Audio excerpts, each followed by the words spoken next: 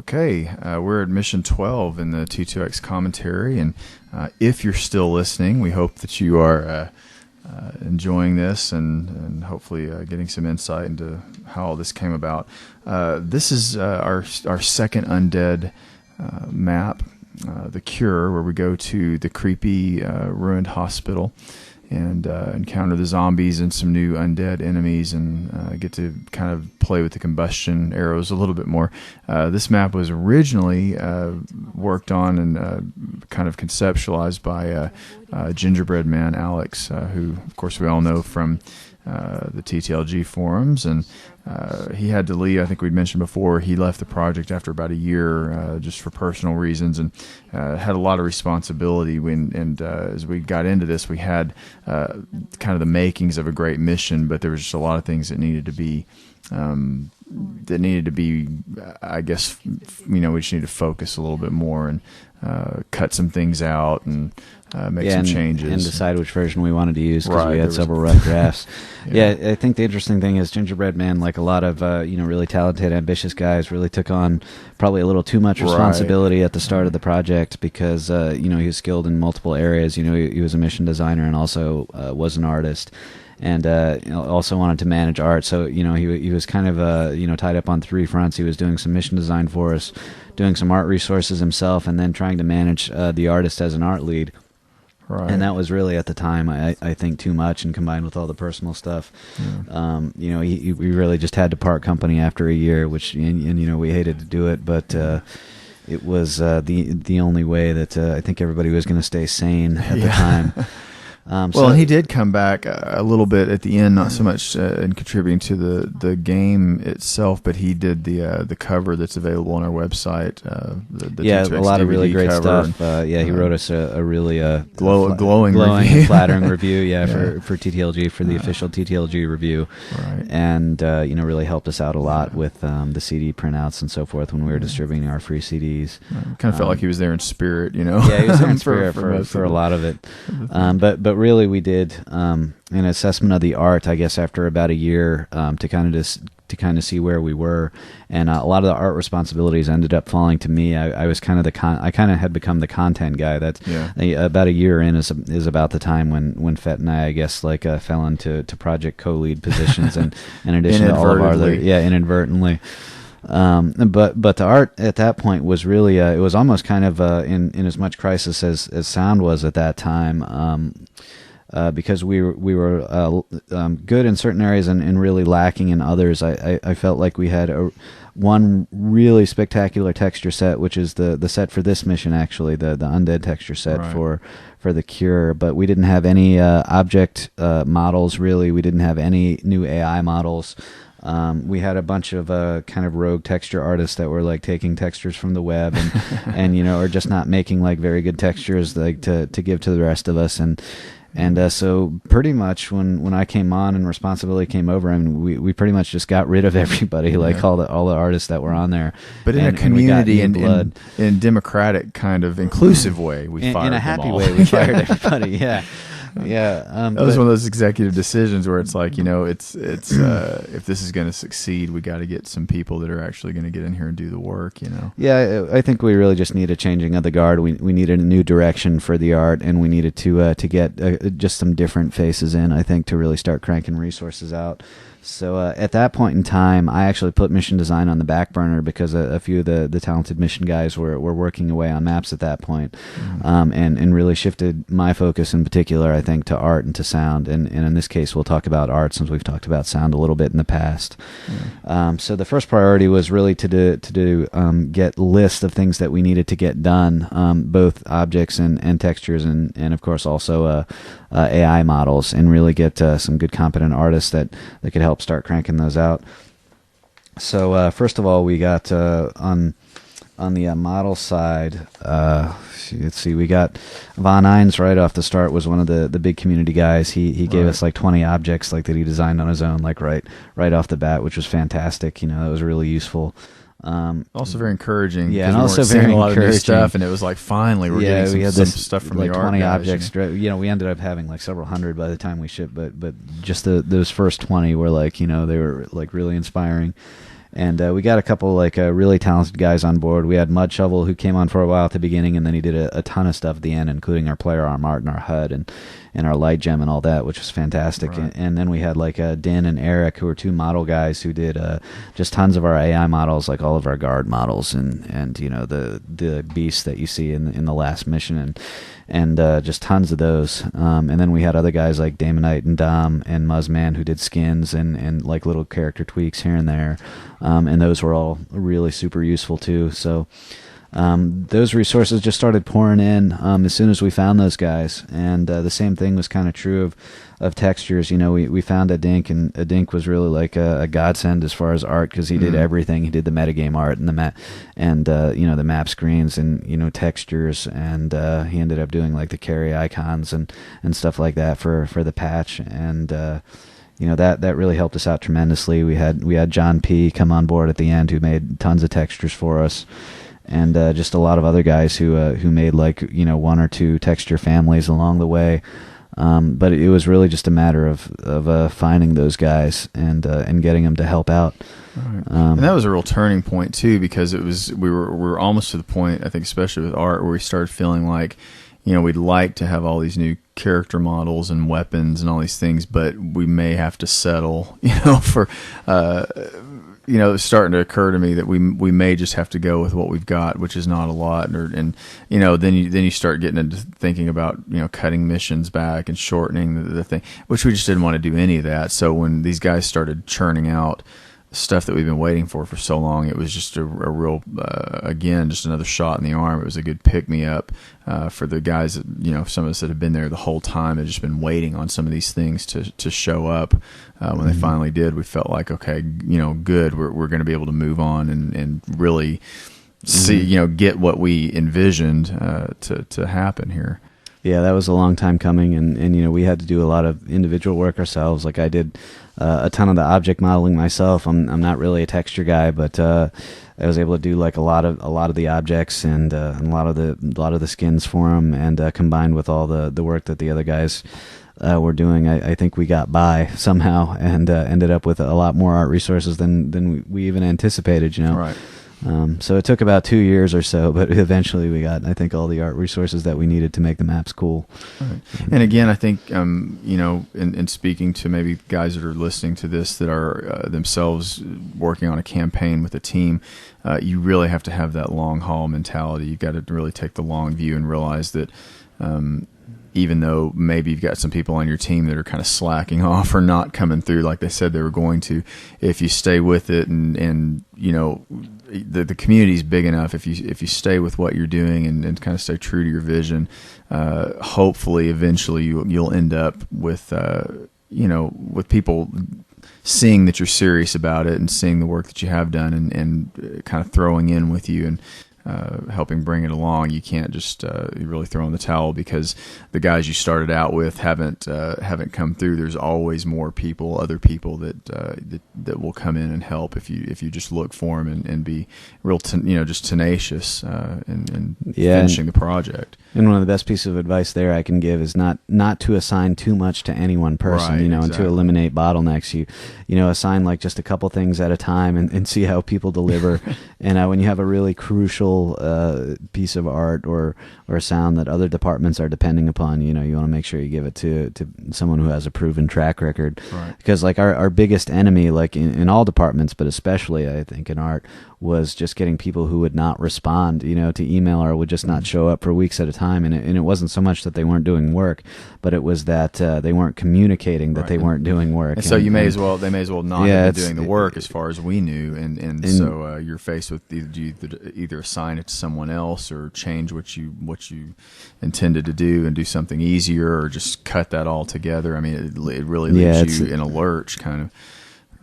People don't realize either, like how much they're screwing you over by doing that, which sucks. Right. So you gotta kind of adapt, huge, and learn how to assign things out, learn how to delegate. Yeah. And we wanted to delegate a lot more, but you know we ended up doing a lot of low level stuff ourselves, which is too bad. It's one of those things. Yeah. I was going to mention too, even though we're past it now, going back to the briefing for this.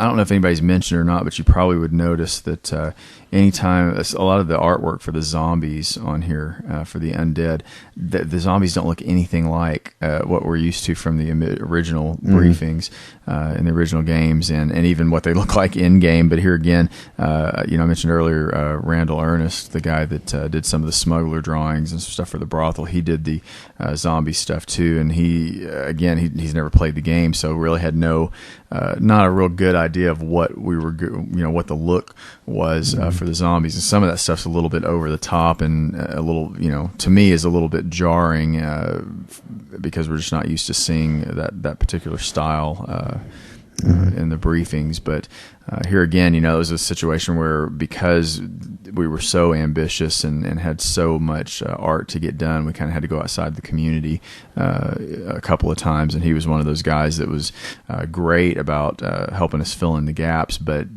doing it without a lot of context of what the game was like, and kind of what Thief fans would be used to looking at and what would be familiar to them. Good artwork, just to me sometimes it looks a little out of place in the briefings.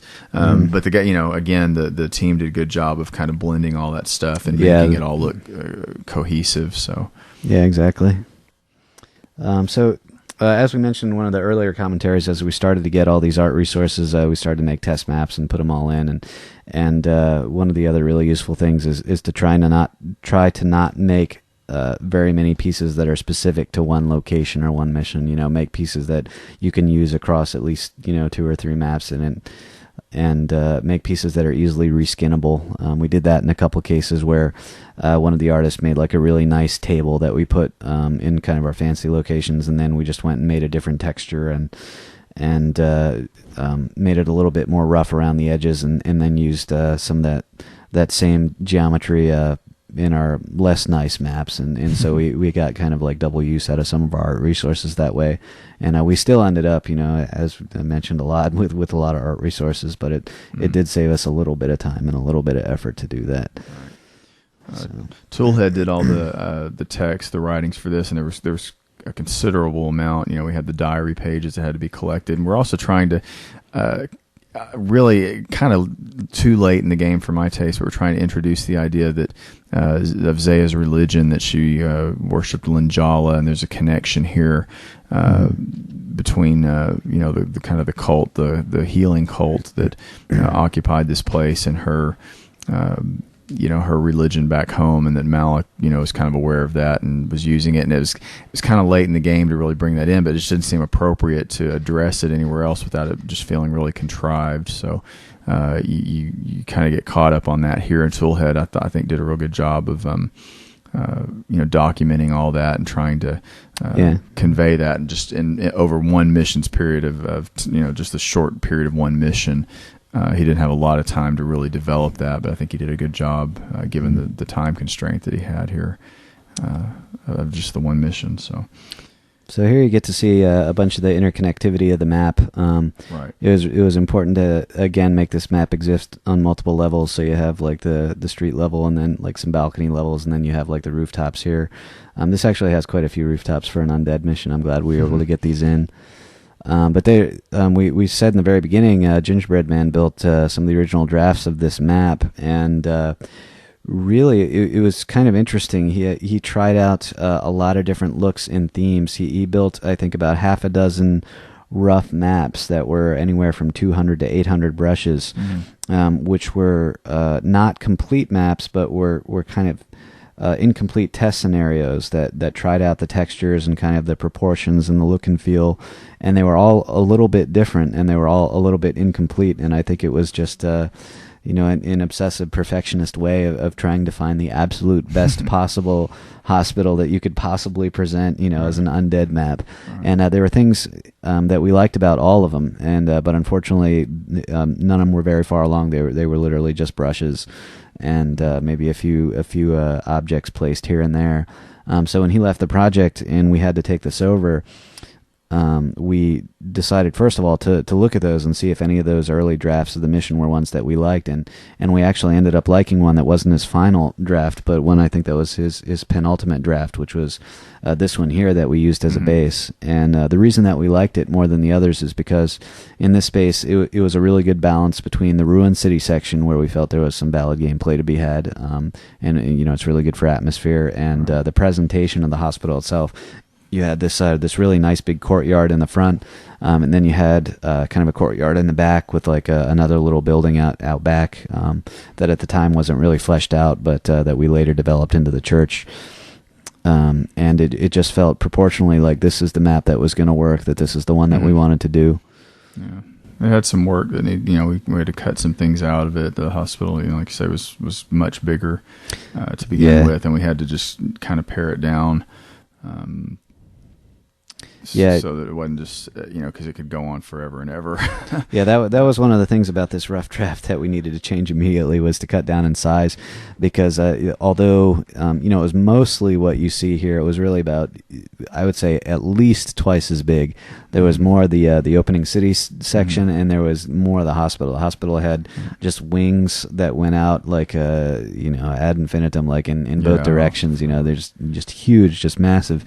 And just for pacing, we didn't really want that in this map, and we weren't really confining the player to this space or forcing them to solve any puzzle or find any keys the way that we were in some of the preceding maps. Really, players can play through this and once they find their way around, go right to the scales at the end, and we didn't really want to slow them down too much. Right, because the plot-wise, we're really building toward the end. Towards the climax here. Well, there's one of our new bad guys right there. Yeah, our soul elementals. And those guys pretty much came about just through us experimenting with Drom-Ed, basically. We liked the fire elementals. We felt they were kind of limited, not really very scary or creepy, but we kind of felt they had potential to be something a lot more. So basically we took like a rotted zombie head model and colored it. We made some particles for it, gave it an elementals AI, and put in a haunt voice, which is like the skeleton undead from Thief 1. We gave it that voice. And then gave it a couple of unique behaviors, gave it some missile attacks where it shoots some magic at you. And hell, it was a damn scary enemy that we could put in there. Yeah. And we felt they were appropriate for this undead map and not the earlier one, because they're very challenging. There's nothing you can blow them up with explosives, but they're very difficult to hit, and they're very small enemies. They soak up a lot of resources too. Yeah, and it was another creative way of giving, in a sense, giving a zombie a ranged attack. Yeah. So a zombie type enemy. Yeah, zombie type enemy. You climb up in the rafters, they can still get you up there. I mean, you can't just get away from them easily like you can a zombie. Or even the puking zombies. I mean, they even have a more effective ranged attack than the barfing zombies. So, yeah. And one of the things we did to make them less frustrating was introduce this fiction that they could possess dead zombie souls and resurrect them. So occasionally we have dead bodies on the ground, and the soul elementals will kind of suck up some of your life force and then appear next to the zombie and resurrect it, and it'll rise up from the ground. And we hope people would kind of make that connection, but if not, I think it's fine that they disappear and suddenly you have a zombie to deal with, because the zombie's not quite as threatening as the soul elemental is. We didn't want the soul elemental to just pelt the player mercilessly and kill them, and whenever they were discovered. Right. I thought this was really a little creepy invention of mine for some reason. Like, you go into a room and there's like a whole bunch of dead bodies on the ground and none of them have any arms, and then you go into the next room and you open up a little secret safe, and then there's like all these arms in it. Or somebody who's saving them for later. Yeah. Well, we made body parts. I mean, it's like we might as well use them. Right. And this is I think one of the reasons this undead mission is, I've heard a lot of people say this was it's one of their favorite undead missions in the whole Thief canon, or whatever you want to call it. And I thought the AI placement was really good in this, because you guys I worked on a little bit of the architecture, but I didn't have anything to do with the AI. But by the time you get in, I mean, they were distributed just enough that it was creepy. You had some quiet spots. It was just reminded again a lot of the Haunted Cathedral and some of those where it's not just a constant battling of zombies and running from zombies. Multitude of zombies isn't scary. What's scary is when you know they're out there, but you're not sure where they are, and there may be one around the next corner that's going to puke on you or whatever. And I think y'all did a pretty good job of balancing that in the placement of them. Some real unpredictable elements in this map, especially with the soul elementals, and right. We brought back a kind of version of an apparition, which is basically just a ranged magic guy who happens to be undead. There's just a couple of those guys in this map. Yeah. So just having variety of enemies in this kind of wide open, creepy location. It's very different from the mausoleum. The mausoleum is very claustrophobic and very confined, and you're in these tight spaces and caves. And here, it's the exact opposite. You're in these huge, like wide open spaces, and it just feels like inherently creepy, like a wasteland. Right.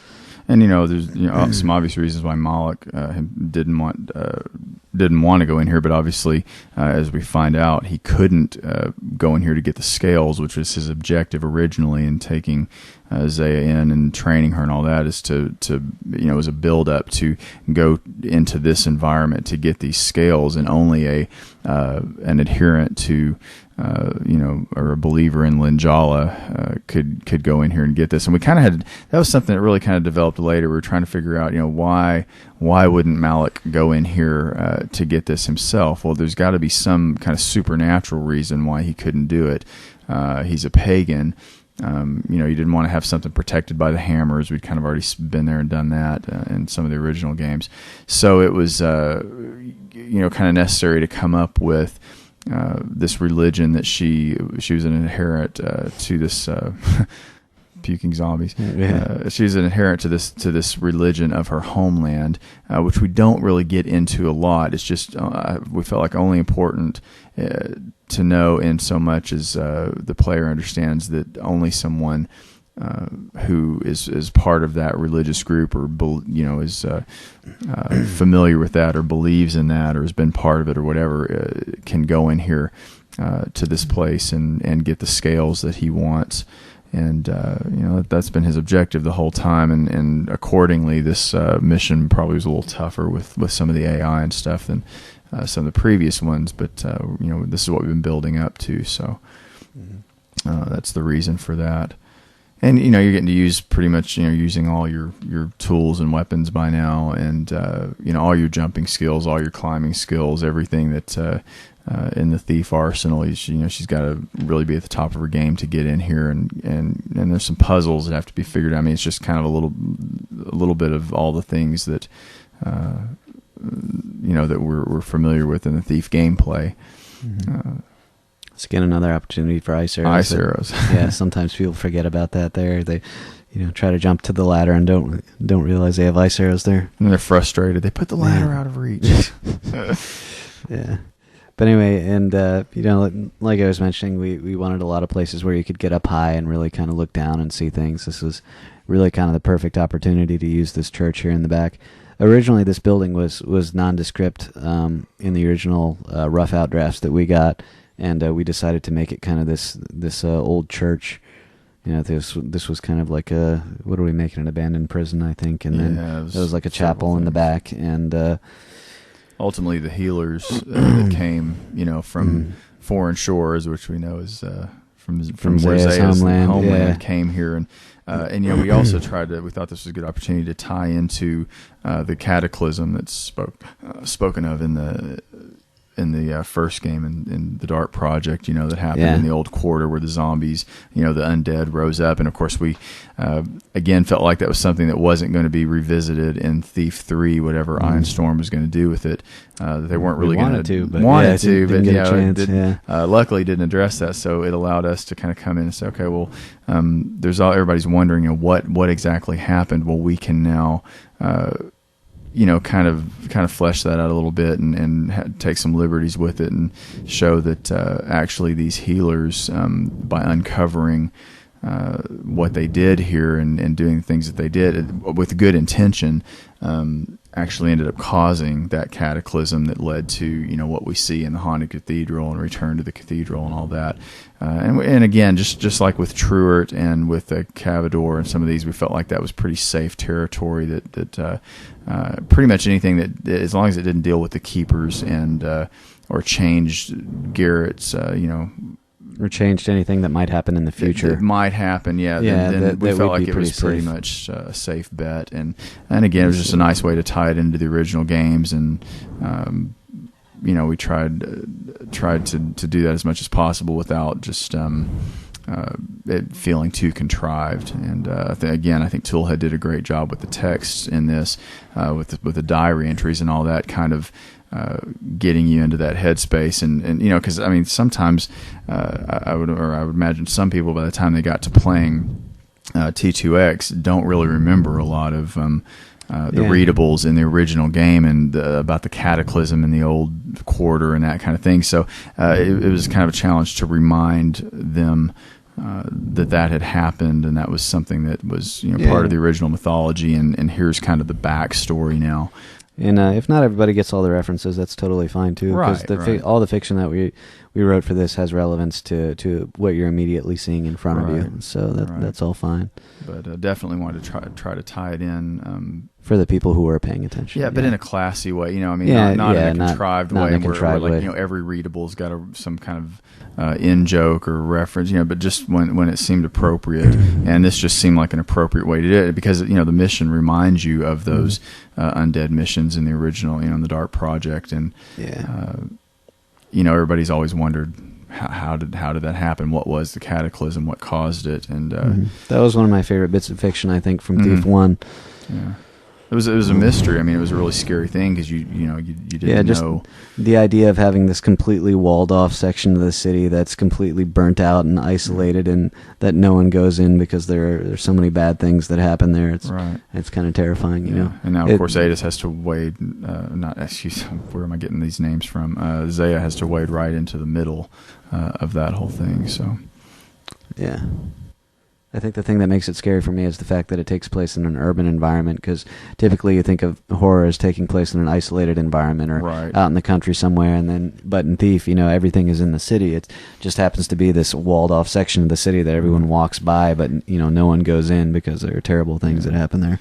Yeah, and I guess it could be argued that maybe we shouldn't have messed with some of those things that were, I guess you could say, Thief canon, that Looking Glass instigated, that we maybe took too many liberties to interpret them. But again, you got to remember, at the time that we came up with the original plot to this, we didn't know there was going to be another Thief game. So we some of the stuff would have been in our version of Thief 3. We would have explained the cataclysm. We would have explained the keepers. We would have, taken a lot more liberties. But because Iron Storm picked up the license and began to develop Thief 3, we had to back off from a lot of that. But some of it, and this is one of the things, was kind of retained. It was an idea that was retained from those original meetings of what we wanted to resolve if we made Thief 3. And we felt like this was something we could go ahead and still do, even though it was just an expansion now and a side story. Trying not to interfere. And of course, we'd ask Rain all the time, well, so what's the plot of Thief 3? Tell us if we're overstepping. Give us an outline. He just laugh and send us on our way. But yeah, we really wanted to make the release date in Beat 3 out the door with T2X. We didn't quite make it. We came out the following year. Yeah. But everything seemed to come together at kind of the right time. We had the cutscenes being done about the right time, right as we were entering really kind of a beta testing state for the project. And I think we did kind of take our time and make sure that things were pretty polished at the end. We had about a good 6 months of testing or so. A couple months of alpha and then a couple months of beta. Yeah. And we met the date that we said we would, though, and we announced that we were actually going to finish. So I was happy about that. One of the things I remember about, it was kind of just a personal thing, but I remember when we were I was beta testing this mission in particular. I think we were on the final build of it, and my wife had gone into premature labor 4 months early, with our second child. And I remember just sitting kind of with her by my side and a lazy boy and me playing through this thing. You know, she couldn't get up and do anything, but we were in crunch time. I mean, we were getting ready to release the thing, and you know, it just had to be done. And you know, she was real supportive about that. I think all of us who had girlfriends and wives kind of came to realize that T2X was a bit of a mistress that they were just gonna have to tolerate until we saw it through. You know, especially two years into the process, they realized, well, okay, these guys really are gonna do this, and they're not gonna just give up because it's taking too long. You know, we had to stop lying though. We had to say, yeah, baby, it'll be done next month. No worries. You know, right. Right about year 2 or 3, I think they kind of figured that out. Well, what's funny is that when we first started working on it, my wife was pregnant with our first child, and I said, "Oh, you know, we'll be done with this before the baby comes." And he was 3.5 or 4 years old, I think, when we were working on our second child. You know, she was pregnant with our second child by the time, and so I started telling her, "Oh, we'll be done before the baby comes." You know, I've heard that before. You know, yeah. But they're just little things, you know, you keep coming across in beta testing. It's like, man, we've been working on it this long. We're not just going to let that go. We really need to just take the time and fix it, you know. Yeah. Especially once, a lot of stuff once Deadly Shadows came out, we kind of felt like, you know, okay, we missed that deadline. There's really nothing else. There's really no rush now to get it out, other than just we were sick of messing with it and wanted to get done. But surprisingly, I mean, it didn't seem to hurt us. If anything, I mean, it brought even more Thief fans in, I think, because we didn't release that far after, and there are a lot of people that were really anxious to see what we were going to pull off. Well, I think, you know, you and I were talking earlier about, you know, there's a lot of anticipation of getting the SDK for Thief 3, but then whenever it was finally released, a lot of people realized that or for whatever reason, I haven't even looked at it, and I'm not much of a, you know, designer or anything, but a lot of people kind of went back to DrawMed, you know, to design, to making it's T2 safer, missions. It's safer, it's easier, we're more familiar with it, and so you know, and I hate that in a way for the community, because it would be nice to see a lot more Thief 3 fan missions with that engine, you know, the updated engine and capabilities. But at the same time, you know, it kind of extended the life of T2X in a way. Yeah, in a sense, it did. Yeah. Oh. Now we're inside. Are we inside the? We're inside we're in the chapel here at the end. And so the player can run in here and grab the scales, and we felt that was a little bit too quick. So one of the gameplay ideas I had for the map was, instead of to just let the player escape really easily, just like let him get the scales really easily, but then seal him in, and force this kind of gameplay scenario where there's new enemies that are introduced to the area, and force them to do something before they can get out. And that actually worked out really well, because this is, you know, it's very, it induces panic. I think it creates a very tense scenario where you're suddenly trapped in this room, and you have these scary haunts coming out who are tracking you down, and you have all this tile floor, and you're very vulnerable, and now there's no way out, and you're like, what the hell do I do? Like, where do I go? Well, and you know, it's weird because a lot of people didn't think to jump in the water and look under, you know, maybe they've been playing Thief 3 too much and didn't want to go in the water, you know. Yeah. Ouch. Sorry, man, I had to get that in there. But you know what I mean? It was weird how many people just were really stuck on this and didn't think. And I think I even did it in beta testing. I said, man, how in the world are we supposed to get out of this room? Yeah, and there's this huge probable will right underneath the platform there that you know. If it was, man, Garrett would have looked. Garrett would have found that. Looked, you know, I don't know what happened with Zaya. But I mean, I got to accept some responsibility though for not making it more clear. I think if it was an engine that supported better dynamic lighting, I mean, we could add lights, you know, streaming out of those the holes when they opened up. I mean, but the idea was really to trap the player in the space and to make him feel a little panicky and maybe to force him to look around, you know, maybe do some desperate things. Yeah, do some desperate things, and maybe the players, the average player is going to deal with the haunts before they really get a chance to look around. We should also mention, without totally giving it away, that right in the back. Our offices are actually located in this building. It was a real bitch coming out into that area there to get coffee every day because these haunts would pop out. And but yeah, if you look hard enough around in there and do some climbing, you'll find the T2X offices where most of our corpses are located.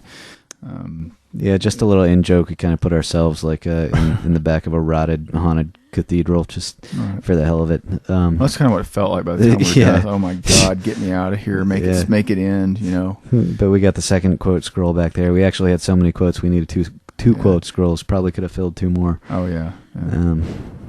It was a lot of really funny. Unfortunately, I lost a lot of the original chat logs in a hard drive crash. But oh my gosh, when you're up at 2 and 3 in the morning trying to figure out all these little plot details, people just get really silly, and you get some great quotes from some of those. I wish I still had the transcripts and we could release, just because it's good comedy. Some of it's really bad comedy, but pretty interesting nevertheless. So here Zaya has all the goods that she needs to complete the map, and now she's got to get back outside. The one difference going back outside here is that once you kind of wake up the hospital and you fob that first wheel there, use the first green wheel, is that now all the zombies that you saw from earlier are awake, and it's no longer this kind of passive space. Now there are zombies that you got to get by when you go back. Which is actually the opposite of what happened at the mausoleum. Once you killed Mausoleus, all the undead were dispatched, and now we've riled them up. Yeah. So, and I remember just briefly the plot team had talked about maybe solving the problem of the old quarter, and whatever she did here, kind of once and for all taking care of this problem of the undead and all that. But we just, again, there's that's messing with the fiction. It's messing with the fiction, and we were worried. And it's too happy. And we were worried we were going to step on the toes of T3 as well. So.